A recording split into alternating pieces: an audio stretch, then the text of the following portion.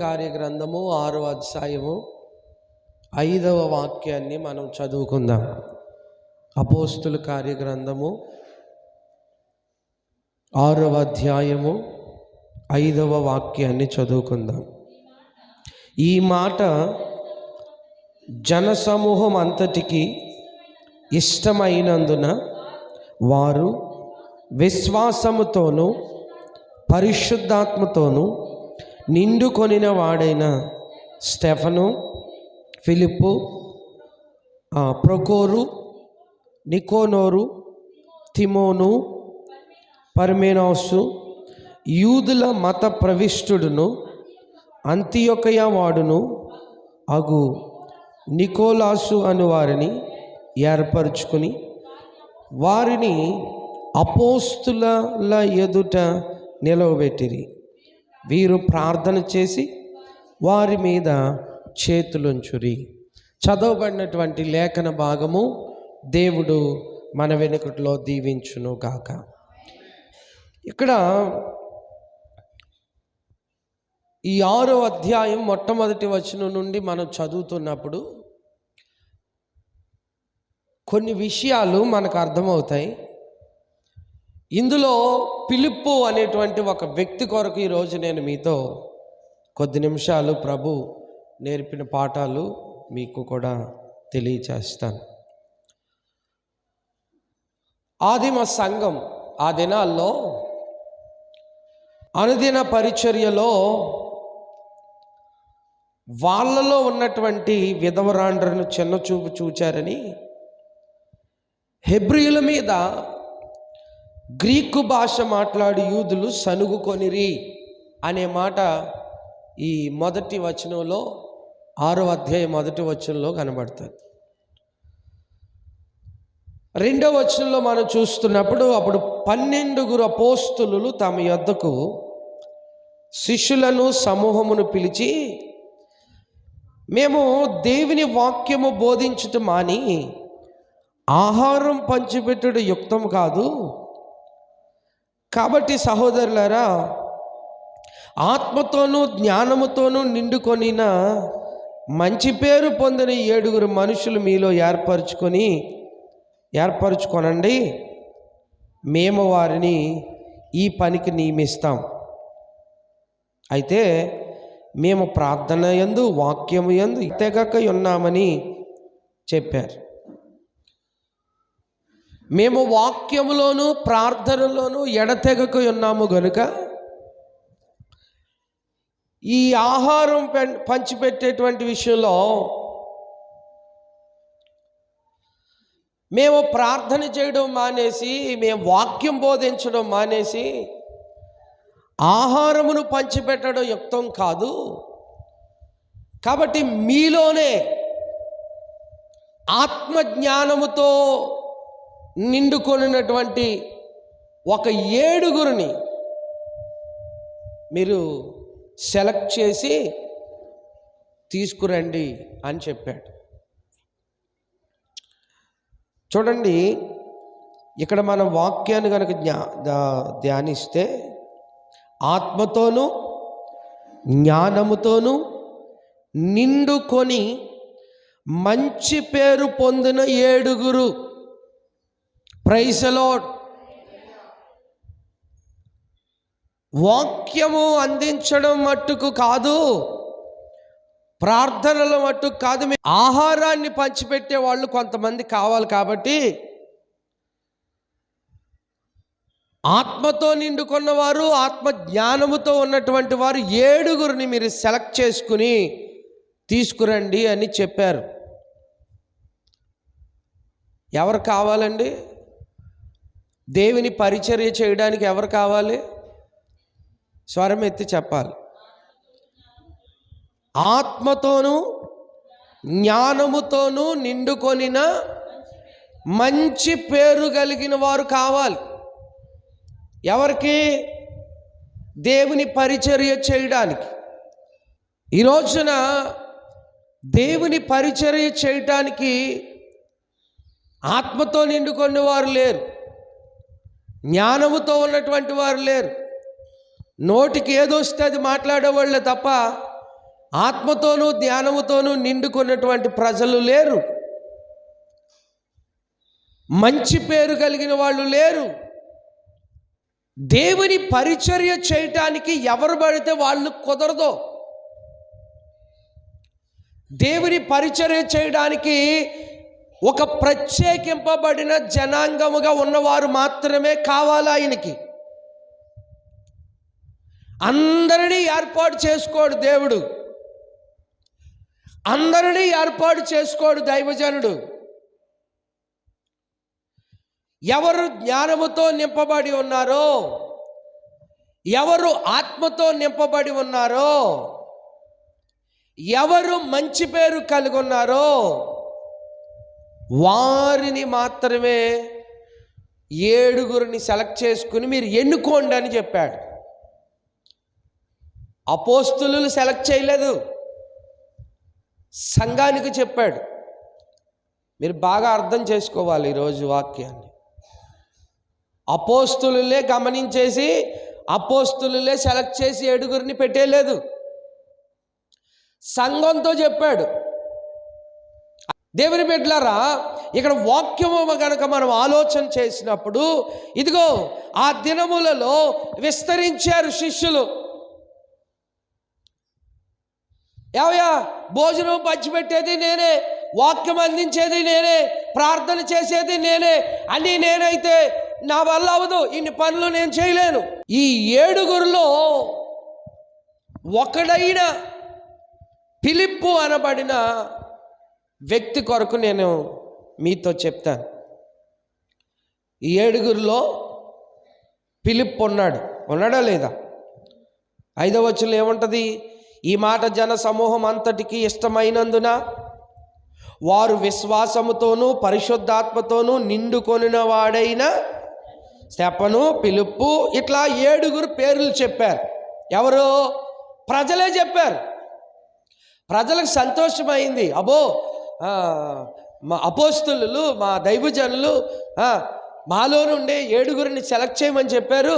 కాబట్టి మాలో విశ్వాసముతో పరిశుద్ధాత్మతో జ్ఞానముతో నిండుకొనిన 7 మనం సిద్ధపరుస్తాం అనుకుని సంతోషించారు. 7 సెలెక్ట్ చేశారు. ఆ 7 ఫిలిప్పు అనబడిన ఒక వ్యక్తి కొరకు నేను చెబుతాను, వినండి. బైబిల్ గ్రంథంలో 3 ఫిలిప్పులు ఉన్నారు. ఎంతమంది ఫిలిప్పులు ఉన్నారు చెప్పండి, గట్టిగా చెప్పాలి. 3.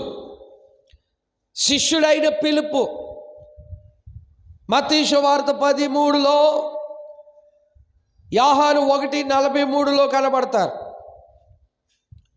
2 హేరోదు తమ్ముడైన ఫిలిప్పు మత్తయి సువార్త 14:3 కనబడతాడు.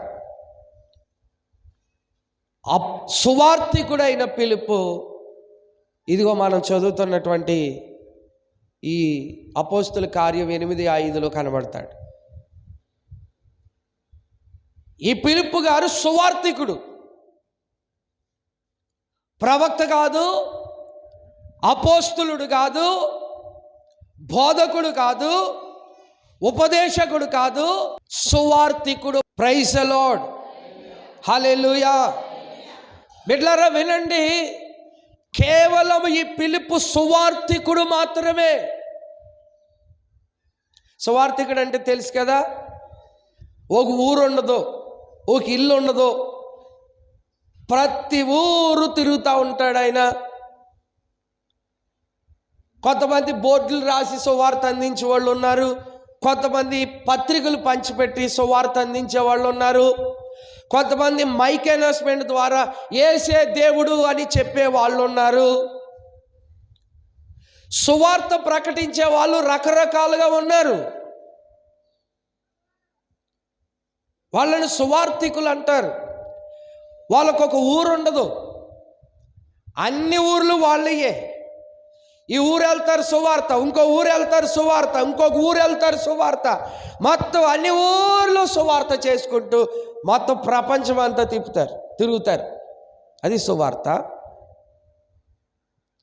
అలా సువార్త చేస్తున్నటువంటి ఫిలిప్పు, సువార్తికుడైన ఫిలిప్పు ఈ 7 ఒకడు. ఈ 7 ఒకడు. ఈ 7 ఎలా సెలెక్ట్ చేయబడ్డారు? ఆత్మతో నింపబడిన వారు, జ్ఞానముతో నింపబడిన వారు, విశ్వాసముతో ఉన్నటువంటి వారు, పరిశుద్ధాత్మతో ఉన్నటువంటి వారు. ఈరోజు దేవుని పరిచర్యకు పిలువబడిన వారు ఎవరైనా పరిశుద్ధాత్మను పొందారా?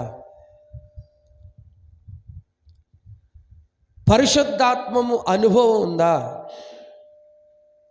అభిషేకాన్ని పొందుకున్నారా? భాషలు మాట్లాడుతున్నారా? ఆత్మజ్ఞానముతో మాట్లాడుతున్నారా? దేవుడు మీకు అప్పగించిన పరిచర్య ఏదైతే ఉందో ఆ పరిచర్యలో మీరు ఆత్మజ్ఞానముతో నింపబడి ఉన్నారా?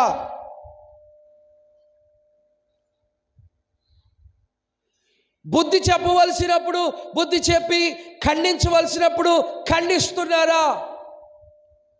మనకెందుకు వచ్చిందిలేండి అని వదిలేస్తున్నారు. బాధపడతారులేండి, ఎందుకు మనం మాట్లాడకూడదు అనుకుంటున్నారా? దేవుడు ప్రత్యేకించబడినటువంటి వారికి ఏముండాలని చెబుతున్నాడు?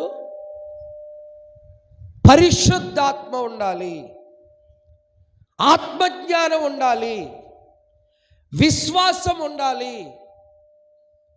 వాళ్ళు మాత్రమే దేవునికి పరిచారకులుగాను, సంఘానికి పరిచారకులుగాను పనిచేస్తారు. హల్లెలూయా.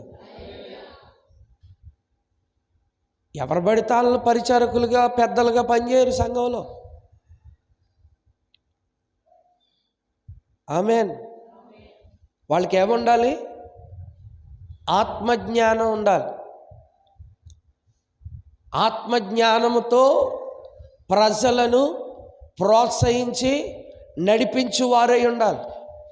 నేను ఎవరిని ఉద్దేశించి మాట్లాడట్లేదు, పిలుపు గురించి మాట్లాడుతున్నాను. విశ్వాసముతో ఉండాలి,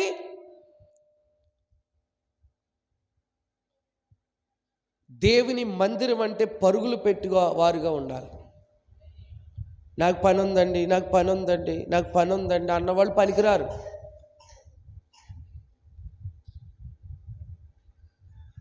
మీరు నన్ను పెట్టుకుంటే పెట్టుకోండి, నాకు ఖాళీ ఉన్నప్పుడు వస్తాను, మిగతా టైంలో నా పని నేను చేసుకుంటానంటే పనికిరారు. అవసరం లేదు ఆయనకి. ఆయనకు కావాల్సింది, ఆయనకంటే ఆయన పరిచర్యకు కావాల్సింది,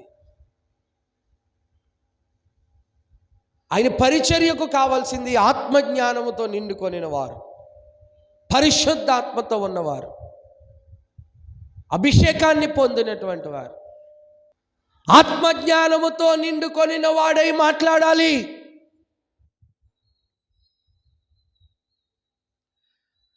బంధువులు అయితే అవ్వచ్చు, స్నేహితులు అయితే అవ్వచ్చు, రక్త సంబంధులు అయితే అవ్వచ్చు. అర్హత ఉంది కదా, దేవుడు మీకు ఒక అర్హత ఇచ్చాడు కదా. ఎవరికి లేని భాగ్యం కదా అది. మాట్లా సంఘములో నీకు ఒక్కొక్క ప్లాట్ఫామ్ ఇచ్చారు అని అంటే, సంఘం అంతా ఏకీభవించారంటే, నేను ఒక స్థానంలో నిలబెట్టారంటే అది దేవుడు నీకు ఇచ్చిన అది ఘనతగా భావించాలి. అది ఒక అర్హత కదా అది.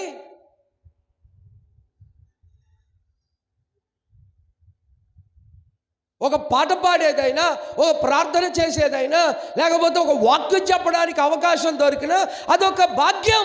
దేవుని సువార్త ప్రకటించాలనే ఈయన ఒక తాపత్రయం. ఈయన ఆత్మతో నిండినవాడు, జ్ఞానముతో నిండినవాడు, మంచి పేరు పొందినవాడు, విశ్వాసముతో ఉన్నవాడు. ఈయన సువార్త ప్రకటిస్తున్నాడు. ఈ 4వ వచనంలో అంటాడు, చెదిరిపోయిన వారందరూ సువార్త వాక్యము ప్రకటించు సంచారం చేశారు. అప్పుడు పిలుపు సమరయ పట్టణం వరకు వెళ్ళి క్రీస్తును ప్రకటించుచుండెను. సువార్తికులు అని పిలువబడుతున్న వారు ఏం చేయాలంటే సువార్తనే ప్రకటించాలి. హల్లెలూయా. ఏం చేయాలి? సువార్త ఎవరికి ప్రకటించాలి? సువార్త అందరి ప్రజలకు. హల్లెలూయా. అర్థమైన వాళ్ళు స్తోత్రం చెప్పండి. సువార్తికులం మేము. సువార్త చేసుకుంటాం, ప్రార్థన చేసుకుంటూ వెళ్తాం, ఇంటింటికి వెళ్తాం అని బయలుదేరి వస్తున్న వాళ్ళందరికీ నేను చెప్పే మాట ఏంటంటే, సువార్తికులుగా దేవుడు పిలిస్తే, సువార్త భారాన్ని దేవుడు వాళ్ళకి ఇస్తే, సంఘముల దగ్గర, సంఘములలో సభ్యులుగా ఉంటున్న వారి దగ్గర కాదు వాళ్ళు రావాల్సింది. సంఘము వెలుపల ఉంటున్నారే, యేసయ్య అంటే ఎరుగరు, యేసయ్య అంటే తెలీదు, యేసయ్య అంటే ఎవరో వాళ్ళకి కంప్లీట్గా తెలీదు, అలాంటి వారి ఇంటికి వెళ్ళాలి. అదే సువార్త. వారు చేసిన ప్రార్థన ఆ కుటుంబము అంగీకరించి, ఫలానా వాళ్ళు ప్రార్థన చేశారండి, దేవుడు మేలు చేశాడని చెప్పాలి. అది సువార్త. ఈరోజు సువార్త బైబిల్ అట్టుకుని క్రైస్తవుల ఇంటికే వెళ్తున్న వాళ్ళు ఉన్నారు తప్ప, క్రైస్తవేతరుల ఇంటికి వెళ్ళే సువార్తికులు తక్కువ. సంఘమునకు విశ్వాసిగా, సంఘమునకు సభ్యునిగా ఉన్న వారి ఇంటికి వెళ్ళే వాళ్ళు తప్ప, వెళ్ళని వారి ఇంటికి వెళ్ళే వాళ్ళు ఎవరు లేరు. ఈవెన్ దో పాస్టర్ కూడా మన విశ్వాసి కాని విశ్వాసి ఇంటికి వెళ్ళక్కర్లేదని బైబిల్ చెప్తుంటే, వేరొక సంఘ విశ్వాసి దగ్గరకు కూడా వెళ్తున్నారు పాస్టర్లు. ఫిలిప్పు గారు సువార్త ప్రకటించడంలో ఇంక అసలు మార్పు లేదు. ఏ ఊరు నుంచి ప్రారంభించాడు, ఆ ఊరు ఊరు ఊరు ఊరు అలా సువార్తను ప్రకటించుకుంటూ వెళ్తున్నాడు. అక్కడ ఏం జరిగిందో తెలుసా అండి? ఆ సువార్త ప్రకటన విని సూచక క్రియలు, అపవిత్రాత్మలు కేకలు వేసి వదిలిపోయాయట. పక్షవాయువు గలవారు, కుంటువారు అనేకులు స్వస్థత పొందారట. ఆ పట్టణములో అందరూ మిగుల సంతోషించారంట. ఒక సువార్తికుడు యేసయ్య గురించి చెప్పడానికి, యేసు దేవుడు, యేసు నిజదేవుడు, యేసు గొప్ప దేవుడు, యేసు అద్భుతాలు చేస్తాడు అని చెప్పడానికి చెబుతూ పరిచర్యలో కొనసాగుతున్న ఈ ఫిలిప్పు ద్వారా దేవుడు ఎన్ని కార్యాలు చేస్తున్నాడో తెలుసా అండి? పక్షవాయువు గలవారు స్వస్థత పొందారు, కుంటివారు స్వస్థత పొందుతున్నారు. ఏమండి, అనేక మంది సూచక క్రియలు చూస్తున్నారు. ఇప్పుడు ఇంకొక మాట కూడా ఉంది. సీమోను అని ఒక మనుషుడు గారడి చేయొచ్చు, తానెవడో ఒక గొప్పవాడని చెప్పుకొని సమరయ జనులు విభ్రాంతి పరిచాడట. ఏమండి, అలాగ వారు ఆయన మాటలకు, ఆయన వాక్యానికి లక్ష్య పెట్టారు అనే మాట కనబడుతుంది. 12వ వచనంలో అంటాడు, అయితే ఫిలిప్పు దేవుని రాజ్యము గురించి, యేసుక్రీస్తు నామమును గురించి సువార్త ప్రకటించారు, నమ్మారు. పురుషులు స్త్రీలు బాప్తిసం పొందారు. అప్పుడు సీమోను కూడా నమ్మి బాప్తిసం పొందాడు. అనేకులు ఆ అద్భుతాలు చూచి విభ్రాంతి నొందారు అని ఉంటుంది. ఇక్కడ ప్రజలే చెబుతున్నారు. ఎవరి గురించి? ఫిలిప్పు గురించి. ఏమని చెప్తున్నారో తెలుసా? ఆయన ద్వారా అద్భుతాలు జరుగుతున్నాయి. మీకు ఇంకొక మాట క్లియర్గా చెప్పనా? అపోస్తులు ఉన్నారు, ప్రవక్తలు ఉన్నారు, ఉపదేశకులు ఉన్నారు, బోధకులు ఉన్నారు, సువార్తికులు ఉన్నారు. 5గురు కదా. ఈ 4గురు కంటే ఎవరి ద్వారా దేవుడు అద్భుతాలు చేస్తున్నాడు? అక్కడ సువార్తికుడు ద్వారానే చేస్తున్నాడు. ఈరోజు కొంతమందికి ఈర్ష్య. ఏమని? అదిగో నేను అపోస్తులుని, నేను రెవరెండ్, నేను బిషప్ని, నేను ప్రవక్తని, నేను ఉపదేశకుడిని, నేను బోధకుడిని. ఆఫ్టర్ ఆల్ ఆడు సువార్తికుడు, ఆడి ద్వారానే ఇన్ని కార్యాలు జరిగిపోతున్నాయి. హల్లెలూయా. అలా ఎప్పుడు అపోస్తులు అనుకుని ఉండరేమో అనుకుంటున్నాను నేను. ఇక్కడ మనం ఈ అధ్యాయంలో మనం గమనిస్తే అపోస్తులులే ఆత్మాభిషేకం కలిగి జ్ఞానముతో నిండి మంచివారై ఉన్న వారిని సెలెక్ట్ చేయండి అని తీసుకొస్తే ఇంతకీ ఎందుకు తీసుకొచ్చారు? భోజనము పంచిపెట్టుట నిమిత్తం. భోజనం పంచిపెట్టడానికి ఆత్మజ్ఞానం కావాలా? ఆలోచించండి మీరే. అక్కడ క్లియర్గా రాయబడిన మాట, నేనేమి కొత్త బైబిల్ ఏమి రాయట్లేదు. భోజనము పంచిపెట్టుటకే 7గురిని సెలెక్ట్ చేయమన్నాడు. ఆ 7గురిలో కూడా ఆత్మజ్ఞానం కలిగిన వాళ్ళు, పరిశుద్ధాత్మతో నిండిన వాళ్ళు, మంచి పేరు కలిగిన వాళ్ళు కావాలండి. ఆయన సువార్త ప్రకటించేవాడిగా ఉన్నాడు. ఎక్కడికి వెళ్ళినా యేసు గొప్ప దేవుడు అని చెబుతున్నాడు. యేసు నిజరక్షకుడు అని చెబుతున్నాడు. యేసు రక్షించేవాడని చెబుతున్నాడు. యేసు పరలోక రాజ్యం వెళ్ళేవాడని తీసుకెళ్లేవాడని చెబుతున్నాడు. యేసు సూచక క్రియలు చేసేవాడని చెబుతున్నాడు. మీరు ఎప్పుడైనా ప్రకటించారా అలాగా? ఎవరితోనైనా చెప్పారా? యేసయ్య నాకు రక్షణ ఇచ్చాడు, యేసయ్య నాకు పాపక్షమాపణ దయచేశాడు, యేసయ్య నన్ను పరలోకం తీసుకెళ్తానన్నాడు, యేసయ్య కొరకు నేను సిద్ధపడుతున్నాను, పరలోకం కొరకు నేను సిద్ధపడుతున్నాను, రెండవ రాకడ కొరకు నేను సిద్ధపడుతున్నాను, యేసు తప్ప ఇంకెవరు ఈ లోకంలో లేరు, ఆయనే స్వస్థత అద్భుత ఆశ్చర్య కార్యాలు జరిగిస్తాడు చెప్పారా ఎవరితోనైనా మీరు? దేవుడు మీకు అప్పగించిన బాధ్యత ఏమై ఉందో తెలుసా అండి? యేసును నమ్మిన మీరు, విశ్వసించిన మీరు, ఆయన ఘనత ఏంటో, ఆయన గొప్పతనం ఏంటో, ఆయన గుణగణాలు ఏంటో చెప్పగలిగే ఆత్మ జ్ఞానాన్ని దేవుడు మీకు ఇవ్వాలి. మీరు చెప్పడం మట్టుకే వాళ్ళు మారతారు లేకపోతే లేదు. కానీ మీ బాధ్యత ఏంటంటే ఖచ్చితంగా యేసయ్య ఎవరో చెప్పాలి. సువార్త ప్రకటించే బాధ్యత పాస్టర్ గారిదండి, మాది కాదు. ఎవరు చెప్పారు మీకు అలాగని? యేసు ప్రభు ఆరోహణం అయిపోతే ఏమన్నాడు? యోదయ సమరయ గలిలయ భూదిగాంతముల వరకు మీరు వెళ్ళండి, వెళ్ళి నాకు మీరు సాక్షులుగా ఉండండి అన్నాడు. అంటే దాని అర్థం ఏంటండి? మీరు వెళ్ళి సువార్తను వ్యాప్తి చేయండి, నలుదిశలకు వ్యాపించండి, నేను చేసినవన్నీ చెప్పండి, యేసు ఎవరో చెప్పండి అని పంపించాడు. అక్కడ ఉన్న వారందరినీ అనేక మంది ఇలా చూస్తున్నారు. ఆకాశంలో వెళ్ళిపోతున్నాడు ఆయన పైకి, మేఘారుడు వెళ్ళిపోతుంటే ఏమన్నాడు? మేఘంలో కొనుపోబడుతుంటే, ఆరోహణం అయిపోతుంటే ఇలా చూస్తున్నారు, ఆశ్చర్యంగా చూస్తున్నారు. అప్పుడు చెబుతుంది, ఇదిగో మీరు ఎందుకు అలా చూస్తున్నారు, ఎందుకంత ఆశ్చర్యంగా చూస్తున్నారు, ఆయన ఎలా వెళ్తున్నాడో అలాగే వచ్చేస్తాడు, ఈ లోపల మీరు వెళ్ళి సమస్త జనులకు సువార్త ప్రకటించండి, కొంచెం కాలం మీకు గ్యాప్ ఇవ్వబడింది. ఆ కాలం యేసయ్య రెండవ రాకడ ఆరోహణం ఈ మధ్య కాలమే ఇది. ఈ కాలంలో మనం చేయవలసింది మన పని మనం చేసుకుంటూనే ఇతరులకు సువార్త చెప్పగలిగే ఆత్మజ్ఞానము, అభిషేకము, మంచి పేరు కలిగిన వారుగా మనం ఉండాలి.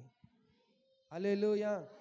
రెండవదిగా మనం చూసినప్పుడు అదే 8వ అధ్యాయము 26వ వచనం, 26, 27, 28, 29 వచనాలు చదివినప్పుడు అక్కడ చూడండి, ప్రభుదూత నీవు లేచి దక్షిణముగా వెళ్ళి యెరూషలేము నుండి గాజాకు పోవు మార్గమును కలిసి కొమ్మని ఫిలిప్పుతో చెప్పగా అతడు లేచి వెళ్ళెను.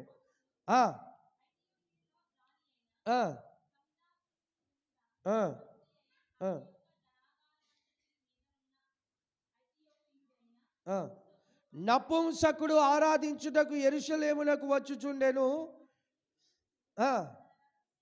కూర్చుండి ప్రవక్త అయిన యెషయా గ్రంథం చదువుచుండెను.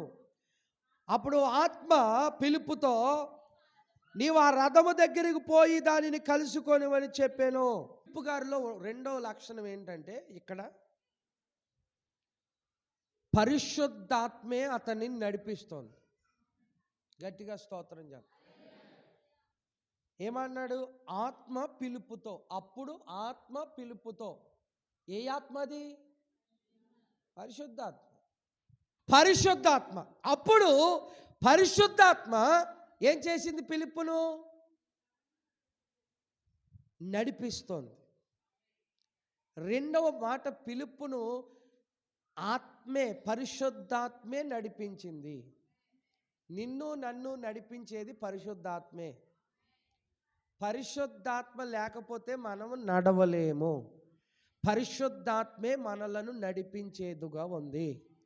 హల్లెలూయా, హల్లెలూయా, హల్లెలూయా. పరిశుద్ధాత్మతో నింపబడిన ప్రజలై ఉండాలి. అదే అధ్యాయం 14వ వచనంలో ఇంకొక మాట కూడా ఉంది. సమరయ వారు దేవుని వాక్యం అంగీకరించిన యెరూషలేములో అపోస్తులు విని పేతురును యోహానును వారి యొద్దకు పంపిరి. వీరు వచ్చి వారి పరిశుద్ధాత్మను పొందవలెనని వారి కొరకు ప్రార్థన చేసిరి. ఆ కింద వరకు మీరు చదవండి. ఆత్మ జ్ఞానము కలిగిన వాడై ఉన్నాడు అని మాట్లాడుతారు. ఇప్పుడు ప్రజలు ఎలా నడిపింపబడుతున్నారో తెలుసా అండి? ఆత్మజ్ఞానముతోనో పరిశుద్ధాత్మతోనో నడిపింపబడట్లేదు. ఈ మాట అంటున్నానని మీరు తప్పుగా తీసుకోవద్దు. ఈరోజు ఎలా ప్రజలు నడిపించబడుతున్నారో తెలుసా? మనుషుల చేత నడిపించబడుతున్నారు, డబ్బు చేత నడిపించబడుతున్నారు, కులం చేత నడిపించబడుతున్నారు, బలం చేత నడిపించబడుతున్నారు, బంధువుల చేత నడిపించబడుతున్నారు. ఆత్మతో కాదు. ఆత్మతో నడిపింపబడట్లేదు. మీరు అంటారేమో, నేను పరిశుద్ధాత్ముడు నాకు ఏదైతే చెప్పాడో అదే ఆత్మ జ్ఞానంతో నేను నడుస్తున్నానండి అన్నవాళ్ళు ఎవరైనా ఉంటే దేవునికి మహిమ. కానీ లేరు.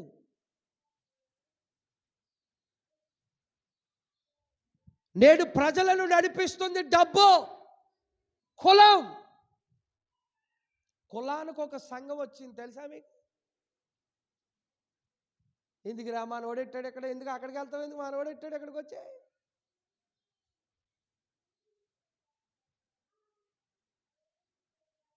నాకు అనిపిస్తుంటుంది ఇలాంటి వాళ్ళందరూ పరలోక రాజ్యంలో ఫస్ట్ ఉండేది వాళ్ళే అనిపిస్తుంది.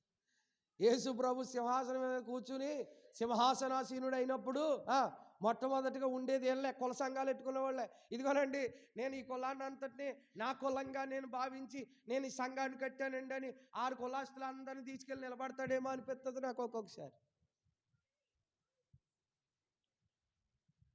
ఆత్మ చేత నడిపించబడాలి కానీ కులం చేత కాదు, మతముతో కాదు, బంధువులతో కాదు, డబ్బుతో కాదు. మనము నడిపింపబడవలసినది ఆత్మతో, ఆత్మ జ్ఞానముతో. సంఘము, దేవుని బిడ్డ నీవు నేను నడాల్సిన పరిస్థితి ఉంది. దేవునికి స్తోత్రం కలుగును గాక. హల్లెలూయా, హల్లెలూయా, హల్లెలూయా, హల్లెలూయా. ఆ జ్ఞానాన్ని దేవుడు నీకు ఇస్తాడు, పొందుకో. నాకు ఇంతవరకు ఆ జ్ఞానం లేదంటే పొందుకో. యేసయ్య నీకు ఇస్తాడు ఆ జ్ఞానం. ఆమేన్, హల్లెలూయా. ఇదిగో తక్కువ వారికి ఇది, కొంచెం ఎక్కువ వారికి ఇది, కొంచెం ఎక్కువ వారికి ఇది, కాస్త ఎక్కువ వారికి ఇది, షూట్ వేసుకున్నవాడికి ఇది, చిరుగు పళ్ళు ఆగి వేసుకున్నవాడికి ఇది అని. పరలోక రాజ్యంలో ఏమీ సెపరేట్ గదులు ఏమి ఇవ్వలేదు, అక్కడ కట్టలేదు. ప్రతి ఒక్కడు ఆయన సింహాసనం ఎదుట సిగ్గుపడనక్కర్లేని పనివానిగా నిలబడాలంటున్నాడు. అది ఆయన చెప్పిన మాట. సిగ్గుపడనక్కర్లేని పనివాడిగా ఎవడైనా నిలబడాలి.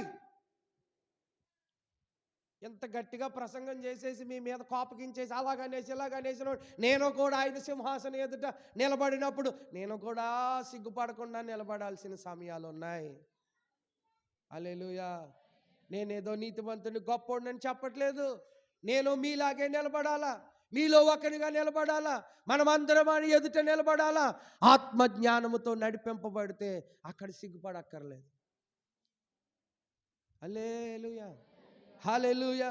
చూడండి, 4వదిగా మనం చూసినప్పుడు యేసుని గురించి సువార్త ప్రకటిస్తున్నాడు ఈయన.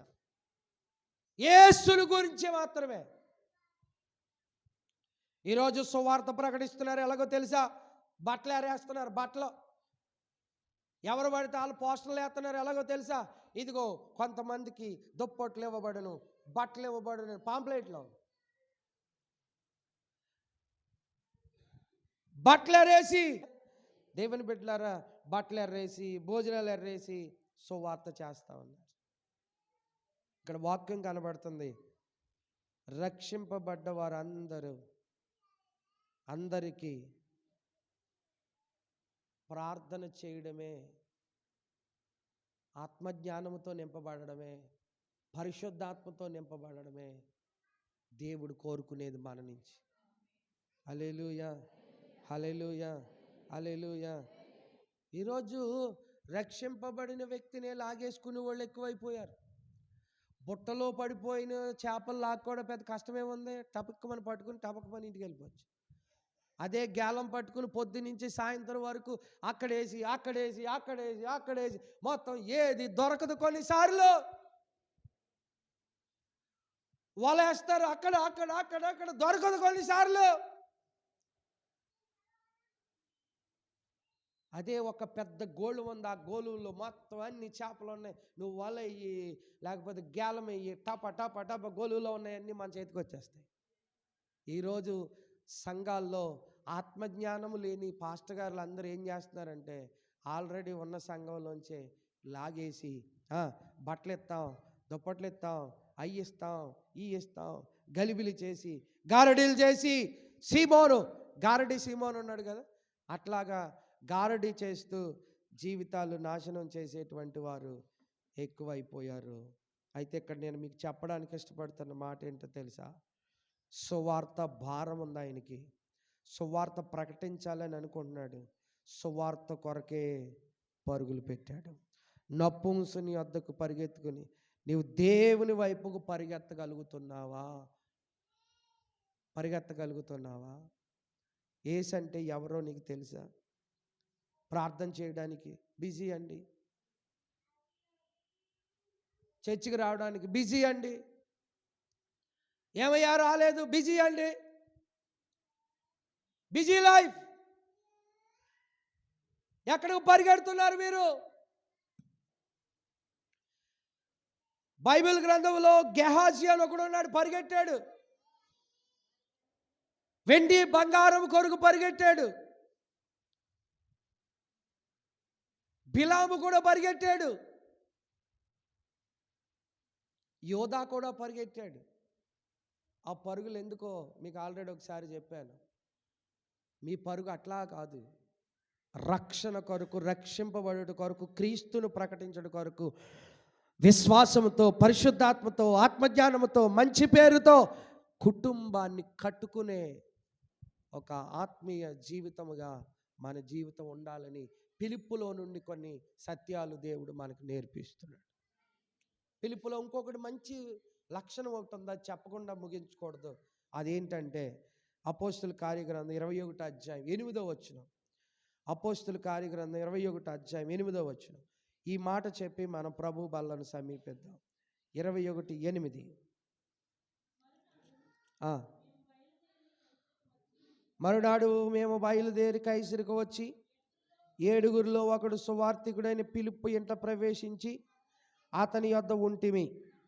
కన్యకలుగా ఉన్న 4 కుమార్తెలు అతనికి ఉండిరి. హల్లెలూయా. తన కుటుంబమును క్రమశిక్షణతో నడిపించువాడిగా ఉన్నాడు ఫిలిప్పు. ఎలా ఉన్నాడండి? యజమానులారా, తండ్రులారా, సోదరులారా, ఇదిగో ఫిలిప్పులో నుండి మనం నేర్చుకోవాల్సిన సత్యం ఏదైనా ఉందంటే ఇదొకటి. ఏంటి ఇదంటే, ఇదిగో కుటుంబాన్ని పోషించే విషయంలో అయితే, నడిపించే విషయంలో అయితే, వాళ్ళను చక్కదిద్దే విషయంలో అయితే అతనికి మించిన వాడు ఎవడో లేడు అన్నట్టుగా ఉంది. 4 కుమార్తెలు ఉన్నారు ఆయనకి, ఫిలిప్పు గారికి. 4 కుమార్తెలు కూడా ప్రవచించే